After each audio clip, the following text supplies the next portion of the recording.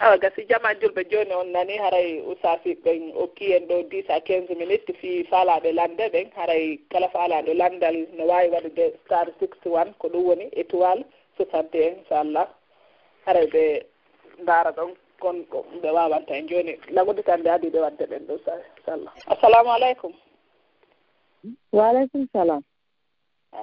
Ko maako inde mon nden e ko honto nodduɗo haray landoɗo landal mon ngal. Assalamu aleykum. Wa aleykum salam wa rahmatullahi wa barakatuh. Min ko laddo fi koko woluɗon ɗo fi kawtal. Par exemple si ɗamarɗon hara kawtal haɗa ko kawna kawtal julɗo. Par exemple piiji goɗɗi ko waɗatama ɗon hara welatama kono noon fi ɗum hara kawtal ngal ko wona julɗo ko keefeere. haray bisimillah rahmani rahim wallahu alam. haray an ko ya hollumo jikku moƴƴo dikku labaɗo nelaɗo sallallahu alaihi wasallam hino kawtiduno e kawtal tawi kawtal maɓɓe hina julɗo tawi ɓe ƴettayno piiji salteji ko tuuni kon fof ɓe hibbaka dambugal nelaɗo sallallahu alaihi wasallam ko nelaɗo sallallahu alaihi wasallam wonoyi ɗon ñande goo ɓe yiyaari konko wowa hibbede ka dambugal maɓɓe balɗe ɗiɗi ɓe yiyaari ñande tammum ɓe landi fi makko ɓe inni on himo nawni nelaɗo sallallahu alaihi wasallam immi kamɓe sahabaɓe makko ɓen fof ɓe yehi ɓe ndaaroyi on ngalɗini on alyahudajo ɗon ɓe inni koko mi waɗay ma ɗo fop ɓaawo ɗum ɗo fof mi nawnay kadi ara ndaralan on say nelaɗo sallallahu alaihi wasallam maki inni hi ko ɗum ɗo diina an ka woni ko yamirilan on say woɗo inni ashhadu an la ilaha illa allah wa ashhadu anna muhammadan rasulullah sabu ko nelaɗo muññi kon ɓe moƴƴi e makko oɗo jaɓiri l'islam sabu ɗum ɗon alay ko min innata on onon kay so tawi ko wuuruɓe leyɗe ka wonɗe nga onon koyo moƴƴo e makko yiru ko wawɗon moƴƴade kon hollon mo jikku laɓaɗo hollon mo jikku l'islam haray so waɗima goo a muññike ɗiɗi a muññike tati a muññike ñande goo haray o hersi o huuli allah hawnaki ka wonɗa sabu ko holluɗa mo jikku moƴƴo on kon o jaɓiri ɗum l'islam yo allah on ittu sonjaji ɗi wallahu amin on jarama bo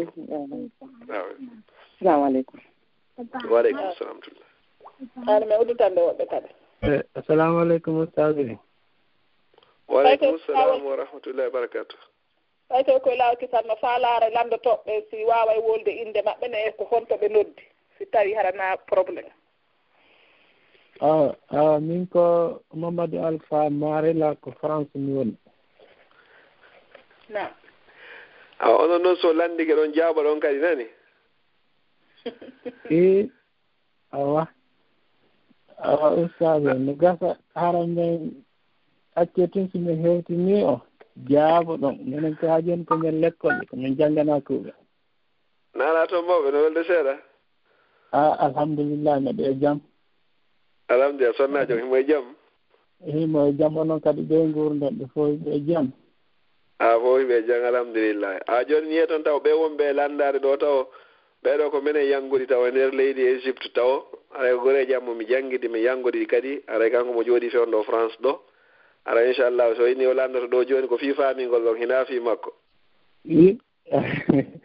awa oustaz joni min jaaɓi e question mo mi faala on landade no woodi woɓɓe men France ɗo hara Allah no yaajinan ɓe seeɗa e hiɓe mari place oy ko ɓe luwina wono ko waɗete boutique oy ma ɗuma joni noon Allah waɗi haray ɓe wonduɓen ɓen e ndi leydi haray ɓurɓen najjulɓe joni haray ko fi luwingol ɗin place ji ɓurɓe maapingol kenen tahi ɓe wawa heɓude ɓe waɗa condition ji ɗin ɓenna meɗen faala hara luwinowo on hara ko ɗum ɗo waɗata toon joni noon si tawi hayli ha hara ɓe heeɓi luwina ɓen ɓe nayi minen nde min luway kono min faalete hara min moore toon ɗen juri ɗin mees on joni noon andi aray place ji ɗin ko yoɓeteɗi goɗɗo no toon o yoɓay goɗɗo ala toon o yoɓay joni noon si tawi hayli ha hara ko ɓen ɗon heeɓi taho ara place on neeɓi ɗon ara joni freji ɗin no yoɓede tun aray ko honɗum onon maku ɗon e ɗum ɗo luwinalngol waɗo ɓen mes e accugol ɗon ɗen ndaara si waaway ronditagol tawti noon haray dépense on no satti moƴƴa noon ko yoɓetee kon ɗon ɗen donc aray ko ɗum ɗon min faalal lanndade haray min weltiki kadi battane yewtere nden aray yo Allah waɗi coggu aljanna haray inchallah bismillahi rahmani rahim wallahu ta'ala a'la wa a'lam haray nelaaɗo sallllahu alayhi wa sallam hiɓe maaki hadis wo kullu lahmin nabata min haramin fannaru awla biha haray kala huyre mawnirde hara ko harmi ɗum haray ko geɓal yiite haray neɗɗo on fof neɗɗo yo ɗaɓɓu ko laaɓi ko faggitoto kon o ɗaɓɓira no laaɓiri hiɓe maaki hadis goo kadi neɗɗo fof neɗɗo yawmal qiyamati lan tazula qadama abdin yawmal qiyamati hatta yus'ala an arba gooto e men teppere mum mbuusoyta e darngal haa tuma nde o lanndida fii piiji nayi no tawa e majji wa an maalihi fii jawdi makko ndin min ayna iktasabahu wa fiima anfaqa ko honto faggitiindi ko honto kadi woni ko o dépensindi jooni noon malgré haray charge on haray hino tiiɗi e hoore makko kono himo anndi pellet konko woni e faggitaare ɗon fii ka Allah huɗi nelaaɗo on huɗi si tawi o luwinii ɓen ɗon haray o gollitiraari ko Allah on daali kon wa ta'awanu alal birri wattaqwa wallindire dey e hoore dewal ngal e kulol Allah haray miɗo huli wata o naatoroy ko Allah wii ɗon on tawana ɓe watta wala ta'awanu alal ismi wal udwan e bakkatu e jaggitoygol hannde kadi si tawi o luwinii ɗum noon ɓen ɗo yeeyi ɗum noon haa gasii ɓe moori ɗon ɓe tokkindirani ɗum hannde kadi ɓe ƴettoye ɗin mbuuɗi ɓe jonniimo haray ɗin noon o hendoraaki ɗi haray hino dagori haray kono harmiri jooni noon ko wonaa waɗeede ton kon koko huɗa la'ana allahu alwasila walmustawsala Allah huɗii on tokkuɗo e on tokkanaaɗo so a wonii sabu kadi haa tokkaama haray an kadi a tawraama e huɗaa ɓen hannde kadi nelaano Allah noon no daali wa man yattaqillaha yaj'al lahu makhrajan sa huli Allah huttirde e hulde Allah tun Allah waɗante sortogal e muɗum yo neɗɗo o muñño si wona hara a condition tawata hara si tawi o luwinaari ɓenno o heɓata ko o ñaama o heɓata ko o ñawdora o heɓata ko o yoɓa luwaye haray ɗum no woni ad-darura haray noon ad-darurat tubihul mahzurat kono so tawi hara jooni o hewtoyaari sifa ɗin alhaaliji ɗon hara ko sabu lorra be o ñaama o waalo o ñawdo haray wata o luwi ɓen noon fof yo ɗaɓɓu woɓɓe goo o luwina inchallahu Allah lontinanaymo ko ɓuri moƴƴude inchallahu wallahu taala ala wa alam ñam gasi mi weltike ustad on jarama moƴƴa albarka mo aray komi wattata ɗon haray toujours nuridu an attasil bikum fi téléphone an attasartu bik wa taraktu hinaka mukalama joni haray en humpodira inchallah inchallah min alkadi inchallah mumkin attasil inchallah hawtana tafama inchallah طيب خلاص اتصل بضرورة وانا عندي معلومات اديها لك ان شاء الله هاي جوني on jarama mi weltanike kadi sukaɓe ɓe lawol kisal ɓen ɓe jarama albarka maɓɓe hay assalamu aleykum warahmatullahi namasani tande woɓɓe hikkiɓe ɗon ɓe gasi inchallah ko homɓe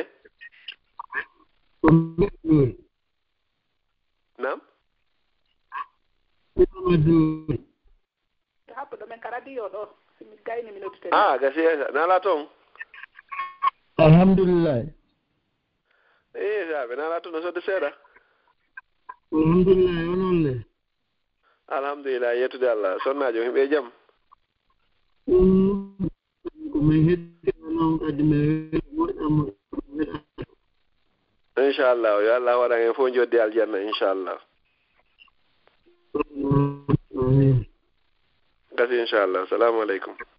e numéro mum sakkitori ko on no 83 04 assalamu aleykum waaleykum salam inde mon e ko nodduɗon ɗon rew sadio no jentiyo inchallah ok ça va assalamu aleykum sadio waaleykum salam wa rahmatullahi wa barakatuh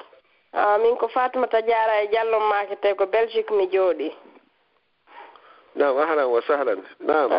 awa joni haray question o normalement ko meɗen mari kawtal ɓe e meɗen mari boobo mo sella e payi kum boobo hum kadi jiwu ko janɗi kono sella kawtal noon ɓe men wondi ɓen no soñɗuman ni si hay boobo on seppi ɓe kuday ɓe tappa miron ɓe tappa fi mannagol men fi anndingol men haray men sonjiiɓe joni noon wottigi faala landagol ko honno men gerdata ɓay boobo momin wondi jiwon o sella e boobo kadi meɗen jogii tosoko minen janduɓe ɓe min waɗata bruit hono pay koye ko boobo e nawnu ɗo ɗum noon min gettike haa kono min ronku taw joni haray ko yo yeeto men ɗon ko no tigi waawi ɓay ɗen anndi cuuɗi ɗin ɗo kadi ɗum welaa heɓugol nam joni haray mais ko ɗum ɗon mi faala yon ɗum annanolan seeɗa fiimu kasi bisimillahi rahmani rahim wallahu alam ko Allah woni anndu ɗon yo faamin en ko adi kon tahiɗen toro Allah kanko nawnu ɗon ko Allah jogii cellal yo Allah hokkumo cellal amin ara ko yaawungal hokkamo cellal wono sellinirno annabi ayyuba alayhi salam boobon kadi Allah o mawninmo mawnina wonde ɓiɓɓe julɓe ɓen fof haray komi inta on ɗon haray ko yon waɗo eto maximum possible ko wawɗon kon e dankagol ɓe hara ɓe loraaɓe ɓe ko feƴƴiti amma noon haray ko ɓe fijata ɗon kon haray ɗum ɗon hay e hunde on jogaaki bakkatu e muɗum haray paykum kan hay Allah subhanahu wa ta'ala hino yaafi paykum ɓe mini o rufi alqalamu an salatin tato hino ɓantana noon karabol ton no tawa e muɗum paykum haa tuma nde kum hellifa so ƴetti kadi hay leyɗe ka wonɗen ɗo joni saria portoɓen ɗo joni paykum kum hellifaga fof hay so waɗi ɗo hara ko boni molnagi ko waɗi o ko waɗi ɓe ñawatamo ɓe sokatamo hay hunde fi honno no anda paykum kanko paykum joni noon on wonno ɗon haray kanko o humpitaki haray no gasa o faama l'islam moƴƴa simo faamu nonum haray tigui tigui on wattano sifa ɗum ɗon si tawi kadi hara hina julɗo o anda kadi saria leydi ndin si wona ɗum paykum kan haray ko paykum ko yaafa ɗum onon koye waɗu maximum possible haray tigui tigui on tun ko wawɗon dankade ko dankade paykum ko amma noon ko ɓe dérangeta ɗon kon en fof iɗen jogui ɗo fayɓe ɗum ɗon ko yaafondirte ɗum ko muñodirte ɗum hay hunde fawaki on e bakkatu wallahu alam jarama modi har ko ɗum ɗon mi marnoduma ɓayi normalement ɓeeɗa ma kawtal ngal ley ko ɓe ɓiɓɓe anfe gorko on ko julɗo kono ko heɓa ɗum ga janɗi ga jombidiri noon mi anda ɓe makko te Allah siko julɗo kana julɗo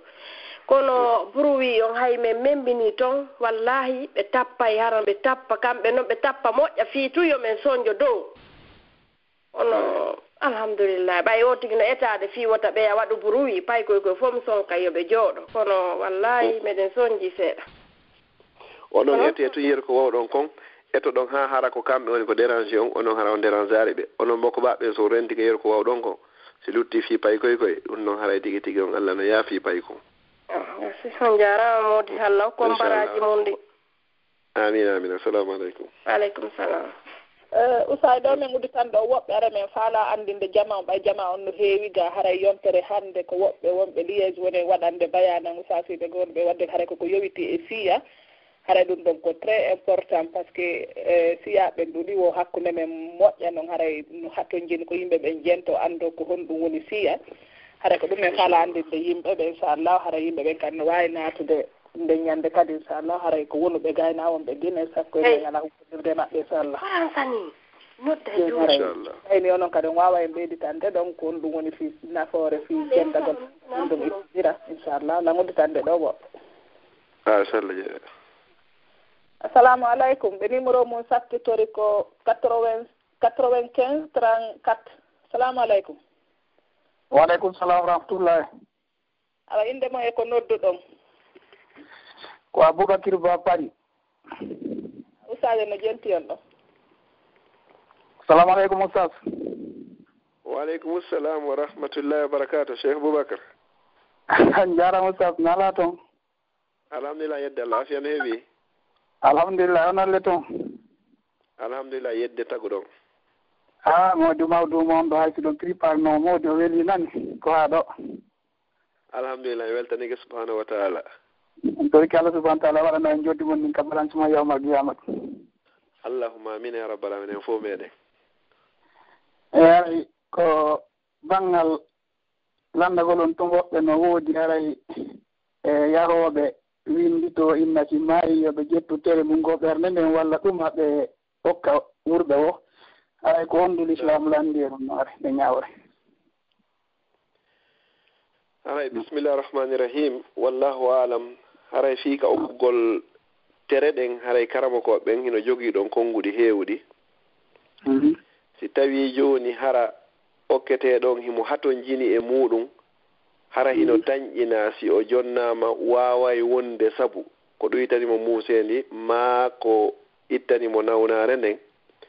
haray karamakoɓe goo ino inni ella ala si tawi noon hara kadi ko woni jonnirde ko fi juloyagal ko julorgol haray ɗum noon karamakoɓen haray ɓe jaɓa ɗum ɗon kono noon haray sarti ittugol ngol na ittugol ngol tum mara ko sayi hara hino woodi haray jonneteɓe hara fiyo wawa wonde sabu joni ko okkiɓe cellal ma ɗum sabu hara ko ɗuytani ɓe muusi en ndin ɗon haray ɗum noon ella wo ala e muɗum no wayi wanowa jonnugol ƴiƴan ɗan kadi haray karama koɓe mbuyi haray hino jaɓi ɗum ɗon wallahu alam. yo on jarama moɗum weltike moƴƴaɗon haray inchallah ɓay haray niɗɗi seeɗa haray tarduma wanno haray min salmini musidal ngal fof min salmini kadi Mamadou Aliou onon radio Lawol Kisa haray mi salmini e moƴƴe noon kamɓe wonɓe Lawol Kisa ɓen fof. Assalamu aleykum wa rahmatullah. Inchallah sallah jeefi on kam salminama weltanama wonɓe heɗade ɓen yo Allah windan en fof baraji ni ya rabbal alamin. Assalamu aleykum. Waleykum salam hajje haray on jarama tan onon kadi albarka awa inde mon e ko nodduɗon minen ko parime woni haray ko hajja min nete ko miɗo fala landal ɗon landagol ustaz en ɗo landa nam haray ko tooli. Assalamu aleykum ustaz.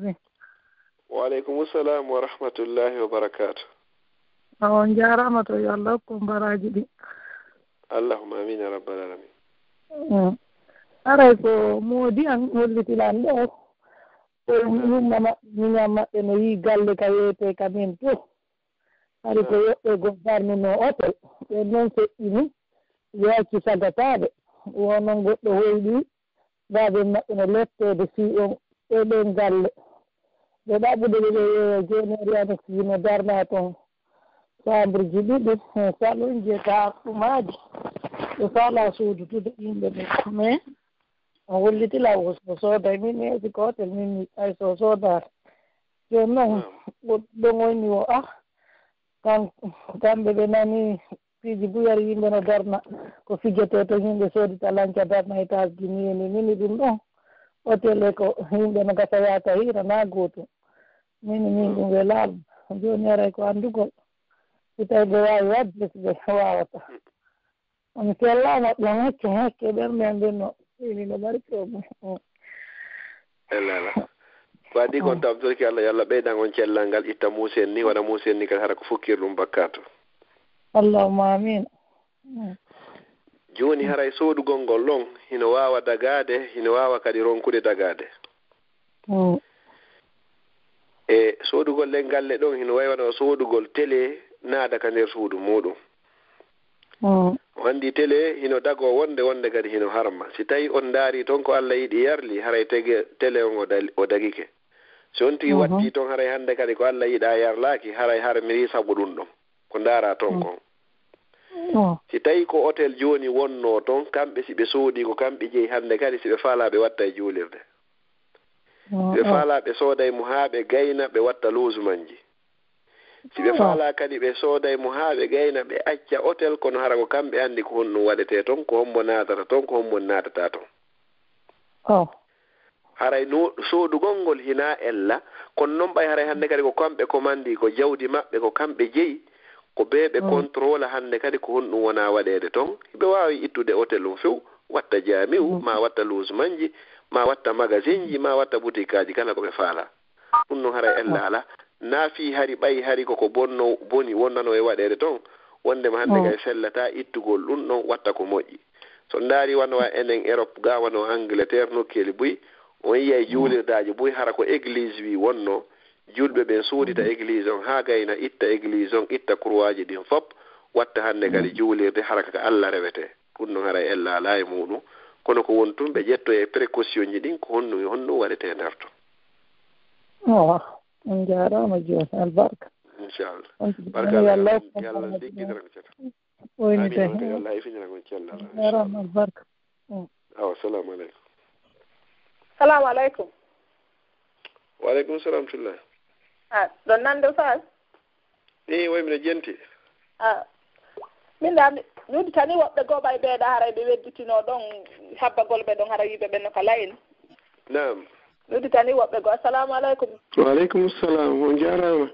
on jarama na ala toon alhamdulillah awa usaade no jenti ɗon inde mo onon kadi ko nodduɗo ko Mouhammad Salih mi innete haray ko Liège mi noddiri haray ko weltanagol sukaaɓe men ɗiɗo kippuɓe laawol kisal jaajiraaɓe men ɗum ko Hadja Fatmata ñippi wonirɓe Angleterre sukaaɓe men ɗiɗo wonɓe Courtrai haray ɗe weltani kadi oustasɓe men heɓanɓe heen feere o jemma ɗo ronki en bonirde heɓude waajuwan omo ɓe waaji en ɗo haray ko ɗum mi marno komi hollita e nder yewtere nde assalamu aleykum wa rahmatullah aray waleykum salam wa rahmatullahi taala wa barakatuh aray onon kadi o weltanama inchallah yo Allah waɗan on joddi aljanna aray mi andina kadi heeɗiɓeɓen fof aray ɓe weltaniɓen ɗo aray ko ɓeɗo woni ko waɗanta en bayana o aray yontere hannde inchallah ko yowodiri kon fi mawdou fi chi'a ɓe make oustad Mouhammad Salihu Ba inchallah haray ko ɓeɗo woni amiru duɗal ngal haray Liège ka juulirde wiyetede masjidu Nour inchallah haray jaman fof no torande ñande argol law nana yewtere nen sendidira ko wiyete kon foññe e foññe jolli anda ko honɗum woni chi'a anda ko honɗum woni sunna en toro Allah yo Allah hawrindinoɓe ko yaadi e deftere Allah e sunnaniraɗo sallallahu alaihi wasallam aray hiɗen habbiɓe yontere hannde inchallah assalamu aleykum ɓeɗo ala labdil saji ɓeɗo ko usasiɓe go Guinée kamɓe kadi ɓe duwa waɗande mbayana nu kono ko email ɓe natiri ɗo laaɓata fayda siko Guinée nodduɗa siko email o mi uditani woɓɓe ɗo kadi assalamu aleykum ɓe numéro mum sakkitori 74 70 salamu aleykum aleykum salam rahmatullahi na ala to janta alhamdulillahi aɗa usawi no jenti on ɗon inde mon e ko honto wonɗo enen ko New kume woni ko min annda ko hannde min hendi o numéro ɗo ka message min annda ko honno programme radio ko humpede tun ɗum ɗon min faala anndude on to radio on jooɗi nam radio on haray ko Angleterre jooɗi haray pay ko occupiɓe ɓe radio on kadi ko Belgique jooɗi haray radio on no inne laawol kisal haray jumare be jumare haray ɗo min mari bayana ɗo e 21:30 leero France on haray kadi talata e alarba kadi 21:30 kadi haray ɗo min mari ɗon darsu lakdari on e matiw diine on haray ko ɗum ɗo woni ka laawol kisal ga nini taho Allah moƴƴi waɗa barke makko waɗa nafoore e muɗum moƴƴa jama o nastora haray Allah hokku baraji jama tambitiɓe newnana jama fof tambitago sugu ɗum ɗo haray ko ɗum ɗon to wonti ñoƴƴanno haray no heɗiti haray ndaaray simandi to ɗereji ɗi mbaara lereji men ɗin no serti onti hawritiɓe muɗum inchallah awa ga sina probléme haray on hollitana e musidal men wonɓe ɓen toon kadi inchallah haray ko ɗum ewa assalamu aleykum wa rahmatullah aleykum assalam wa rahmatullah assalamu aleykum waaleykum salam inde mon e ko honto wonɗon ustage no jentiɗo awa salamu aleykum ustage en waaleykum salam wa rahmatullahi wa barakatu aray ko minen ko jiba men yinite ko France men woni Adja Jiba nala toon ko jam tu iɗon e jam toon miɗen e jam onon goye toon alhamdulillah yeddaɓe humpitade moɓɓe eɗen humpitade alhamdulillah yettude Allah min weldiki foto yewtere nde vraiment batti haade nde préparanoka min weldiki foti noon min question o mo hari way ustay sayi mum ɓe wanno conférence ko feƴƴuno ko yowiti fi julde nden noon nam kono min wawano waɗugol question ji ɗin en fait ko ɗum waɗi ɓay ɗo yimɓe buwilandatalam fi honno ñawore fi wano yawgol jumangol haɗa ko fi rewɓe en fait nam chaque fois derantema ɓenna tawi ɗum ɗon no ɗumanni se ko honno no daƴi moƴƴa so tawi haray ko obligé ko ma wona worɓe no innira noon so tawi rewɓe gane duwa waɗi desiga noon chaque vendredi mara ɓe yaka juulirde fi jumon haray kono ɗum faala yo andi noon seeɗa min kadi miɗa mi jaaboɗe après merci ahay ko adi kon wallahu alam haray juma on hina o waɗɗiɗo e hoore sonnaɓe wona o waɗɗori noon e hoore worɓe ɓen si on tigi noon immi ke yahi haray hina ella nela sallam no maaki wo la tamnaw ima allahi masajid allah wo wata on haɗu horɓe allah ɓen ka juulirdaji allah o buyutuhunna hayrun lahunna on noon juulugol ngol ka cuuɗi maɓɓe ko ɗum ɓuri ɓe moƴƴande joni noon karama ko ɓen no waɗi sartiji condition ji si on tigi yahay si on tigi yahay googo on taw o yo retardu yahugol ngol hara worɓen fof gayni natugol no salminira kadi o yalta fi honɗum wata gorko yiwmama wata o yiw gorko goo fi wata jillodire amma noon obligatoire on noon haray koye hoore amen menen worɓe ɓen si tawi noon on tigi wawa e ƴettugol coñci l'islamu timmuɗi tis hara so yehi toon o fitinoyta goɗɗo kadi fitintamo haray fala basi mo wawi yahugol juuloygol amma noon si tawi hara o timminari coñci ɗin haray juulugol makko ngol ka suudu ko ɗum ɓurimo e moƴƴande e di o yahugol ngol ka juulirde haray no sonnajo on woɗɗitori juulugol ngol juulugol ngol ka chambre ɓuri baraji e ɗi ka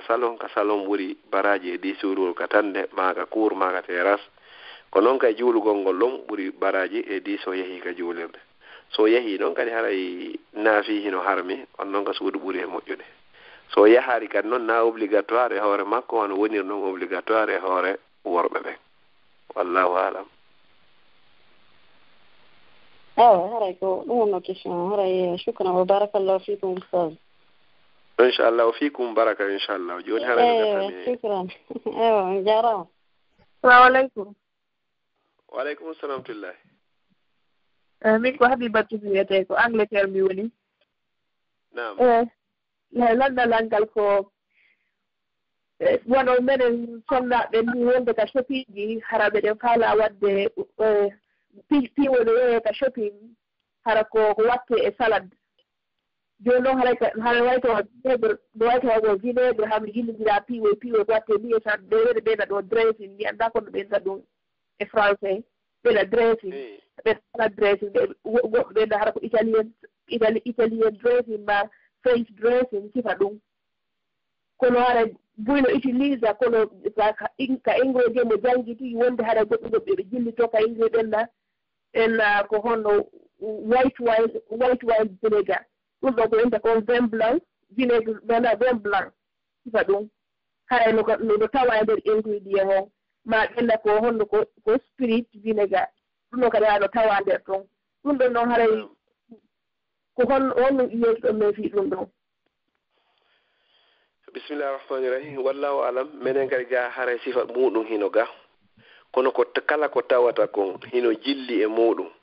tawata si a acci ɗon joni lorrotama hay hunde haray ko accugol ngol ɗon ɓuuri hara ñamari ɗum ɗon gollitirari ɗum ɗon si tawi tun hara goɗɗum ngo hara hino woodi tawata si a ñamari ɗum ɗon ko hay hunde lorrotama haray ko accugol ngol ɗon ɓuuri si tawi noon hara noon ko obligatoire hara ko daruri ko bee tun hara ñama ɗum ɗon haray ko yonti ñamiri saabu ɗum noon sina ɗum haray ko accugol ngol ɗon ɓuuri fi honno ɓay hara hino jellito goɗɗum e ko harmi awa gasi moƴon jarama o weltinoma foto ɗon allah ko baraji ɗum joɓa ko ɓuuri moƴƴude amin assalamu aleykum waaleykum salam tullah ke numéro mum sakkitori ko honno 61 76 assalamu aleykum waaleykum salam awsage no jenti en no inde mum e konto nodduɗo salamu aleykum ustade waaleykum salam wa rahmatullahi wa barakatu ala min ko fatimata mi wiyete ko Belgique mi jooɗi nam nala toon awa min ari ko landal mi falano ɗon fi affaire de ma sonnaɓe ɓe nam on anndi ko yontere feƴƴunore men fuɗɗino yewtugol min gonata ustage ɓe yalti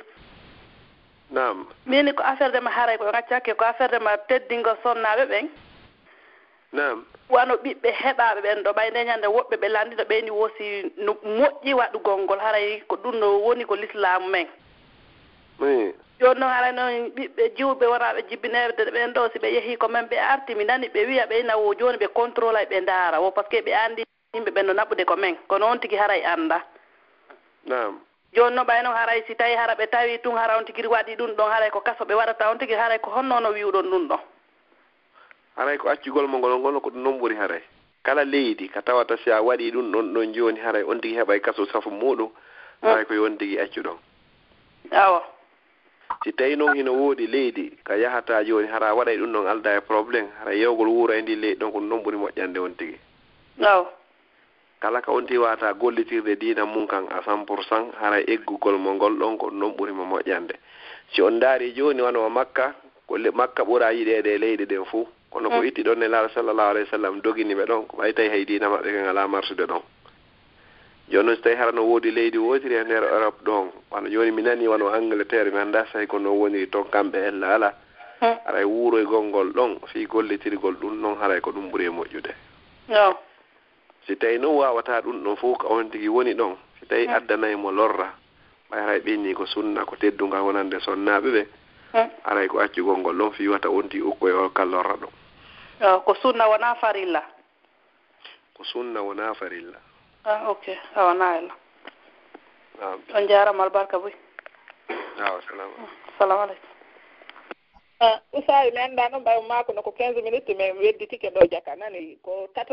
tato heddiga joni mi annda noon si min accitayi on ɗo ƴetteɓen noon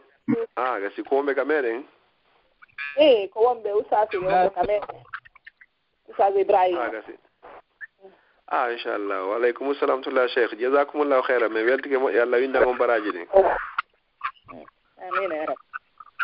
joni ɓay tango abbe mi udditana woɓɓe kene assalamu aleykum waaleykum salam usayen no ƴenti on ɗon ko on no makoto ɗon ko on to won ɗon min ko salimatu makoto ɗon Angleterre on no makoto ɗon salimatu Angleterre salimatu ok Angleterre nam usayen no ƴenti ɗon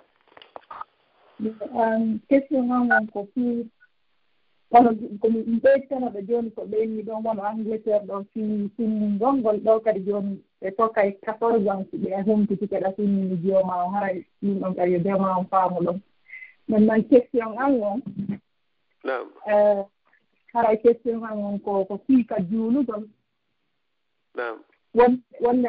aɗa juulde ni fuɗɗoɗani joni pour par exemple ka juulugol sa juuli ishan juulgol sappo e 8 on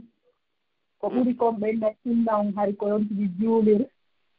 suurawol honno wiyanteelen suura on ɗo souvent ɓurete juulirde sabbismon voilà maintenant so tawi noon joni a fuɗɗike suura goo a acciti a fuɗɗike sabbisma on haray ɗum mo yaada ka ton si fuɗɗike suura goo koye gaynti on ɗon joni noon haray ko adi kon taw si juulirgol sabbi suma on e goliya yowal kafiruna haray ko sunna no yiɗa hiɗa wawi noon juulirde suratuji goo hara hina ɗin ɗon few hay tawi on tigi yeggita wonde ɗa wawi ƴettude siko aya ƴettuɗa siko simore goo foppo ino sella ka juulira safe witiro ok donc déjà sa fuɗɗike aya goo maɗum a fuɗɗike suurawol goo c'est pas la peine a taɓigol fuɗɗiteɗa sabbisuma nayi c'est pas la peine hara hay si on tigi taƴaari yo continue ɗum noon hannde kadi hay so tawi noon on tigi falja fuɗɗigol ngol goy hay so tawi hara on tigi te pasma eɓɓan ƴetti suratol goo hara ino sella ka juulira safe witiro hara hina sabbi suma hina qul ya ayyuhal kafiruna hina qul huwallahu ahad ok donc wono kadi sakkitino nden ka qullu allahu on e falaɓe naas on waɗidete ɗon si a waɗi wono qullu allahu tumma falaɓe tumma naas tum haray ɗon kadi ino yehi haray déjà ko ɓuri e laɓede wonde koya waɗi qul huwallahu on tun hara ko wonde watta qul huwallahu e qul a'udhu rabbi falaq e qul a'udhu rabbi nas hara ko wonde ko wonti ɓurata ɗuɗɗingol ngol ko waɗugol qul huwallahu on tun ok nam on jarama foto Allah yeɓuga oɗon ɓeydidaraji ɗum amin albarka boy salamu aleykum waaleykum salam assalamu aleykum ɓe natiri ɓe ɗo email Kadiga allo naam continue men dara sino nanade awa min landalal ngal ɗo haraɗa naɓituno e goɗɗo tese donc on tigi ma e yurmina ɗon haray noon on joni ko yo waɗu ni c'est mum par ce que ko duwa sino si tawi na ko duwa waɗede ɗon heɗila miɗo ƴenti on ko goɗɗo fe ƴellunolal fi heɓugol an kaydita donc ɓe wallina golle maɓɓe toon haɗimi ɓeyngu mum donc ɓeyngu ma ɗo noon feƴƴini ɓayo feƴƴini dilan ɓe yinilan koye mi yewmo ka morgue mi yehi toon donc mi yehi noon mi yurmini quoi ɓen laysi mi yehi fure o min susta yude ɗum kono mi yurmini mi ari alti ka morgue tawi miɗo woni triste quoi donc ɗum ɗon min se ari e awala landade noon ɗum ɗon sita holno mi wawi ɗum ɗon birde mum quoi donc adi kon wallahu alam haray onon ko yurmin ɗon ɗo ko bani adama on bani adama ko bani adama yande goo fewno nelaɗo sallallahu alayhi wa sallam goɗɗo mayno tawi ko alyahudajo ɓay nelaɗo hayni ke ɓe adde fure on senela sesam ɓe immi ɓe dari sahaba ɓe inni nelaɗo a daroto o hina o julɗo ni kono ko Allah inni wala kadi karramna bani adam min teddini ɓinguel adam ono gay ko waɗani on ɗon ko waɗani no piiji buyi o moƴƴike e moɗon voilà joni noon si tawi joni yahugol yurmina ɗum ɗon ko piiji nankoye on tigi tas ko anda oɗo on tigi hulana hoore mum o wuuriwa ko wuuri ko fof o waɗi piiji buyi kono pelleto hay tungo maydare l'islam haray ko perdi wonande mo on tigi hula kañum kadi est ce que nde hino maaya joni mayda e hoore iman mais ko waɗɗon ɗon ko haray hina ella hay hunde ko moƴƴi e moɗon kon koya moƴƴo e neɗɗo hay so tawi wona o julɗo haray ko woni on du'anta ko mo inno yo Allah yaafo mo ɓayo woɗa la ilaha illallah ha o maayi kono yewgol innaɓe ɓe muñño ɗum ɗon haray ella wo ala e muɗum sabu wondigal ngal e ko moƴƴi kon e moɗon wallahu alam on jarama lamma nam o minen sonna ɓe finugol ɓe dartana ɓen defte ɗen wonde aray ɓay haray miɗo wonni wata ƴettude deftere haray ko honno min watude wallitorade fayɓe ɓe darta alluje ɗen so ɓe yeyta jang ka jande ɗon haray joni ka nartugol noon haray o hana memugol qur'an on so tawi on tigi ala e juulugol kono noon si tawi joni hara qur'an on himo ka téléphone ino wawi yaltinde ka téléphone noon jangga haray karama ko ɓen hino jaɓi ɗum noon ko deftere nde woni on tigi wata memugol kono ka téléphone ɗo wawi yaltinde nartanaɓe ɗo haray kadi ɓe wawi udditande on tigi on dartana si tawi ɗum ɗon hino wawi joni hara on tiɓe maari ɓe wawi fontude deftere nde wallina on tigi ndaara jangga ɗon hunjo ɗon si yewti ka yildete on ɗo e julde on ma pay kunkum o yilta ɗerolngol no fof hara hino dago sake on jarama amina on jarama yalla ko mbaraji ɗi waɗanan amina e fof meɗa he aleykum salam nam awa joni haray ko ɓen ɗon makuno ɗon yomin udditan haray ɓen ɗon lanni joni woɓɓe naatitiɗo kono ɓay hay ko ɓeyɗa haldude joni mi sikkara en hatte ɗo hande inchallah min nodditoyo kadi hara o seenota no ƴetteɓe toon wandi waɗugol nde wotere hara wattoyta na ella na ɗum ɗon mi faala ƴetteɓe ɗon ƴetteɓe awa gasi salamu aleykum waaleykum salam awa konto nodduɗon konto wonɗo konno makketeɗon konto wonɗon ko Bruxelles menen min woni a inde nden ko kadi yawa gasina probléme joni Ousayno jentiɗo assalamu aleykum waaleykum salam rahmatullah hare min faalalandade on wi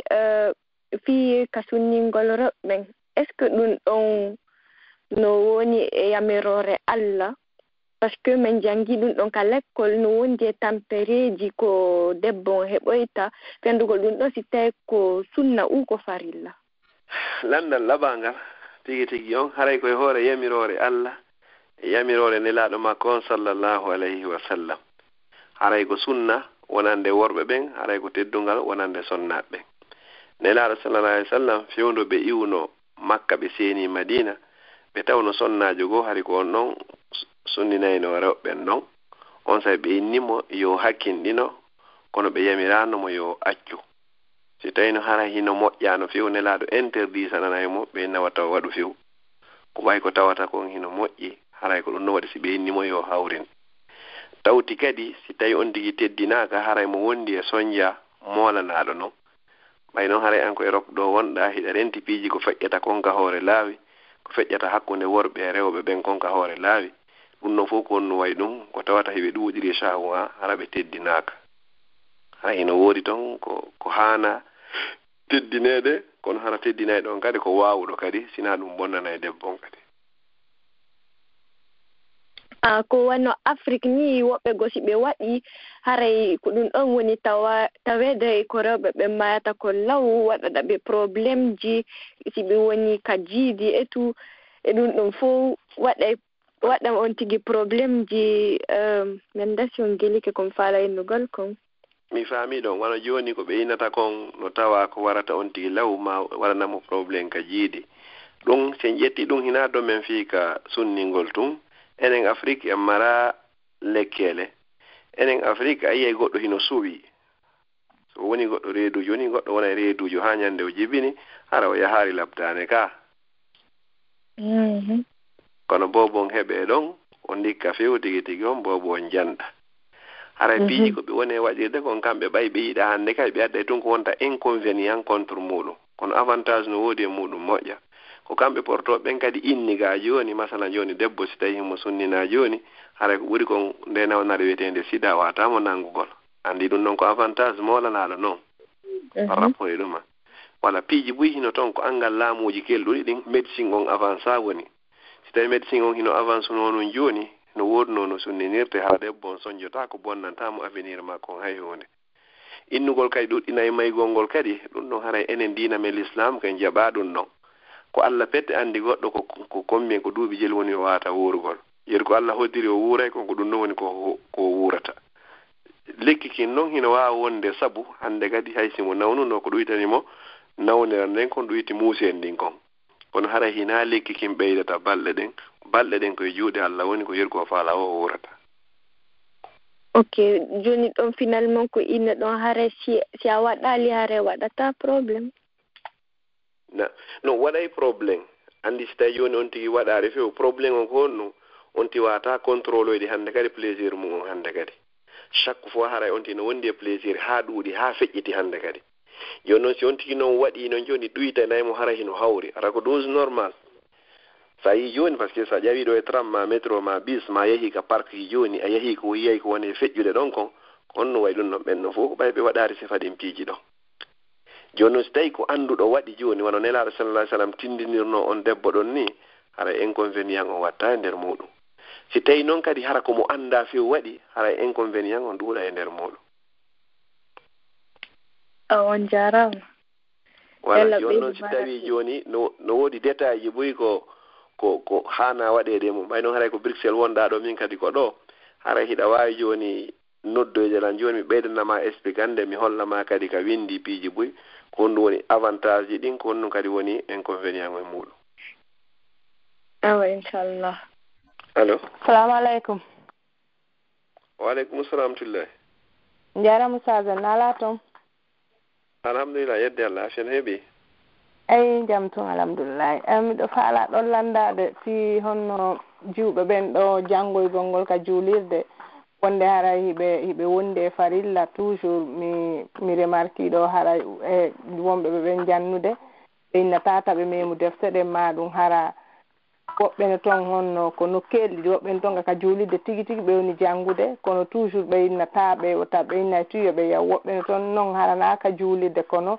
toujours ɗon hino on toon ɓe janngata kono ɓe juulay toon kadi kono hara ɓe memde defte ɗen min landike ɗum noon ha ko noon tigi ɓurtali faltade moƴƴa rem ɗo faala yon wallu men ɗo yandi haray ɗon wallahu alam miɗo tawa ɗo e wonɓe jannude ɗo ɓen ka juulirdaji ino jande toon kadi jiwɓe buy kadi wonde haray ɓe wondi allaji maɓɓe ɗi hari nun kanama ko ɓen fof hino haɗi hino interdit si goɗɗo simo wondi Allah makko yo yaw ka juulirde kono fewndo ɗin dañji hari technologie on avancari wanowa fewndo ɗo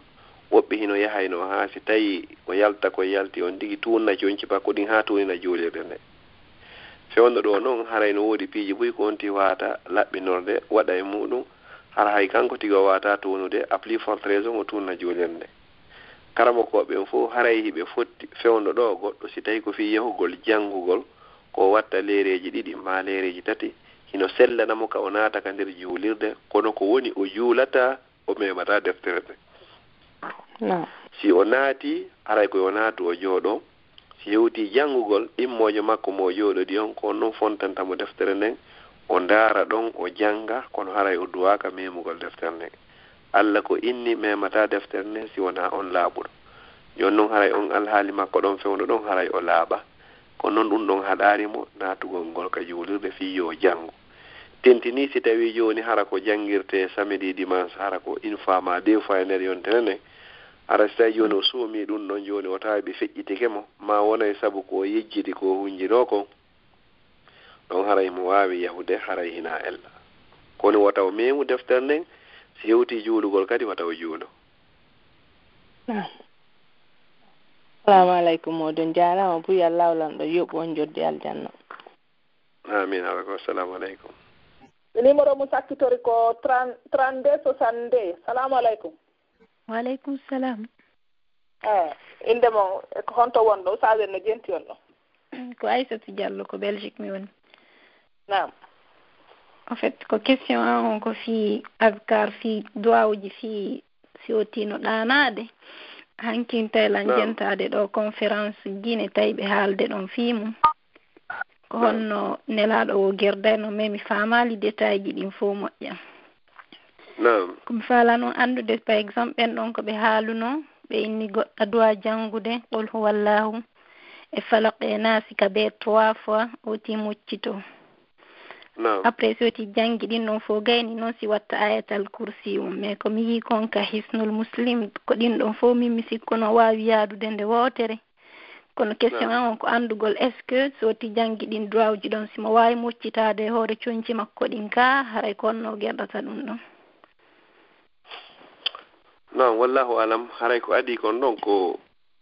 ayatal kursi on ko walagol ɗon ko wonti janngo ul huwallahu